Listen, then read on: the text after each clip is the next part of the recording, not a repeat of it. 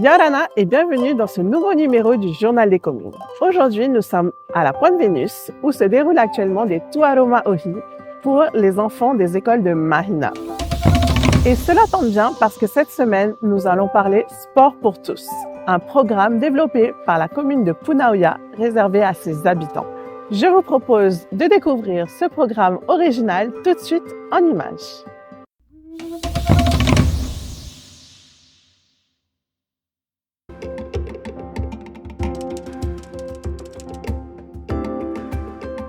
Wincy Tama, éducateur pour la ville de Punaoya. Alors, l'opération Sport pour tous consiste à inciter les gens de la commune de Punaoya à pratiquer du sport pour leur santé déjà. Ces activités, il y a 5 grandes activités. La marche nordique, l'activité physique adaptée, l'APA, le yoga, l'aquagym et le VA.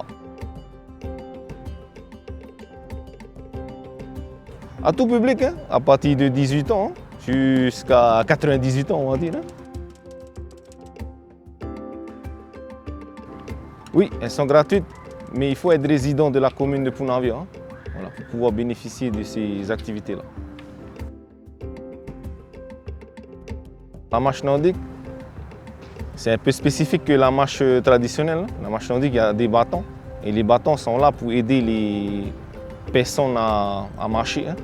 Les bâtons aident les personnes qui sont surpoids, qui ont un peu mal aux genoux, aussi un peu de début d'arthrose. Donc les bâtons sont là pour les soulager un peu.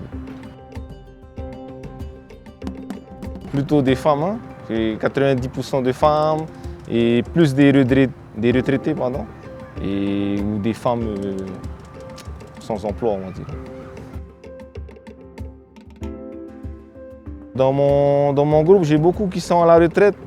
Il y en a beaucoup aussi qui sont veuves. Donc, se retrouver dans ces activités-là, ça leur permet de retrouver des êtres humains avec qui parler. Parce que souvent, quand ils rentrent chez eux, ils sont souvent tout seuls parce que les enfants, ils ont grandi, les petits-enfants sont à l'école.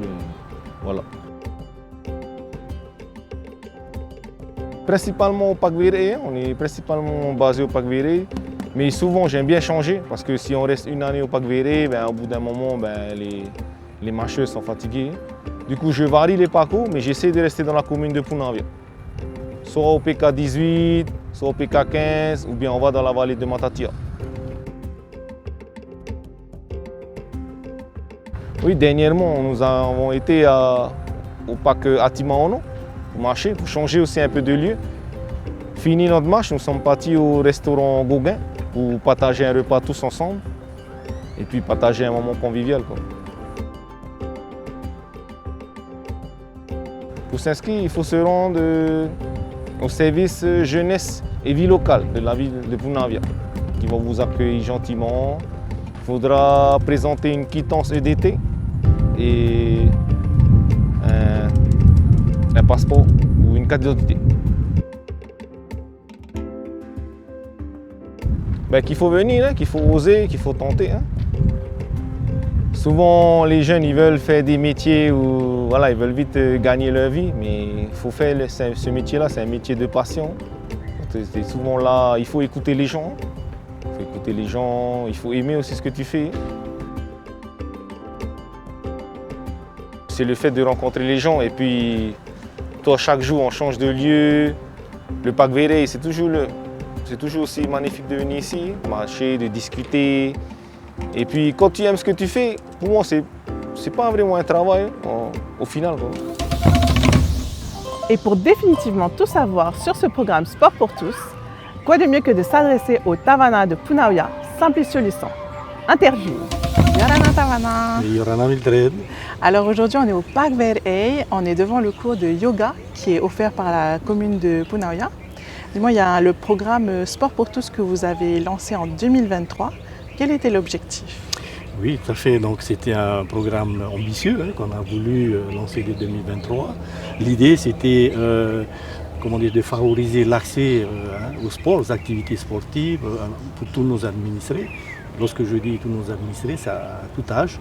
Donc il y a au niveau scolaire, donc on offre à nos écoliers la pratique aussi de certains sports qu'ils ne pourraient pas pratiquer autrement au niveau scolaire. Au niveau de nos quartiers également, au travers de rencontres interquartiers. Et sans oublier bien sûr le grand âge, donc nos Matahiapo, à qui donc nous offrons des cours, comme vous le voyez ici, le yoga en particulier, afin de leur permettre donc de pratiquer des exercices physiques, de sortir de leur isolement et surtout avec un objectif plus lointain, bien sûr, c'est la bonne santé. C'est important pour les personnes âgées notamment, mais aussi bien sûr pour les enfants, de lutter contre l'obésité, mais pour les personnes âgées, plutôt les maladies de grand âge. On sait que la pratique sportive tend à maintenir en bonne santé le plus longtemps possible Matahiapo, et c'est ça en fait l'objectif final de cette activité. C'est aussi une rencontre sociale, est-ce que tu dirais que c'est un succès? Oui, tout à fait. D'ailleurs, je vois dans le groupe qui est ici, ce sont des personnes qui ont créé des liens. Et donc, ils ont plaisir à se retrouver, à pratiquer donc, les différentes activités sportives. Je les retrouve bien souvent dans d'autres activités que nous organisons au bénéfice des Matahiapo, notamment les tours de l'île ou alors les repas partagés. Et je crois savoir qu'eux-mêmes, ils organisent des sorties en plus de leurs cours. Et donc avec des participations financières de chacun pour pouvoir faire une sortie randonnée par exemple sur un site en particulier, sur le site de Popéry par exemple. Et je pense que l'objectif est atteint, donc de créer des liens sociaux, mais aussi la pratique sportive bien sûr avec une visée de santé bien sûr à long terme. Cette pratique sportive, est-ce qu'au final, là c'est offert par la commune? Est-ce que vous remarquez que ça encourage ou pas les personnes, les bénéficiaires à se licencier dans des associations sportives? Oui, tout à fait. Donc cet objectif est moins atteint pour les Matahiapo parce que ça a une autre visée, mais dans nos publics jeunes, notamment les scolaires, donc on intervient dans les écoles avec la participation de cadres qui sont diplômés en partenariat avec les associations justement, dont Tamari Ipunaru qui est l'association phare de la commune. L'idée c'est bien sûr de faire l'accroche, de permettre aux enfants de découvrir les activités sportives, puis après bien sûr l'idée c'est de poursuivre en permettant donc aux associations de prendre la relève. Et effectivement, il y a beaucoup de nos scolaires qui continuent après la pratique en s'inscrivant, en faisant leur adhésion au niveau des clubs qui existent et qui sont bien nombreuses au niveau de la commune. D'ailleurs, à ce sujet, à chaque rentrée scolaire, donc juste un peu avant la rentrée scolaire, on organise la journée des associations. L'idée, c'est de faire connaître aux parents d'élèves, bien sûr, et à tous ces enfants, des associations qui existent, de manière à ce qu'ils puissent faire le pas et s'inscrire au niveau des associations. La commune mène un travail de découverte, donc d'accès, et après, à chacun après, aller s'inscrire au niveau des associations. Et ma foi, je pense que c'est un partenariat qui est nécessaire. Qui fonctionne bien. Qui fonctionne bien. Alors, même si c'est une compétence du pays, la santé, on voit que les communes, elles ont quand même une grande part à jouer dans la santé, surtout le sport santé dans les communes.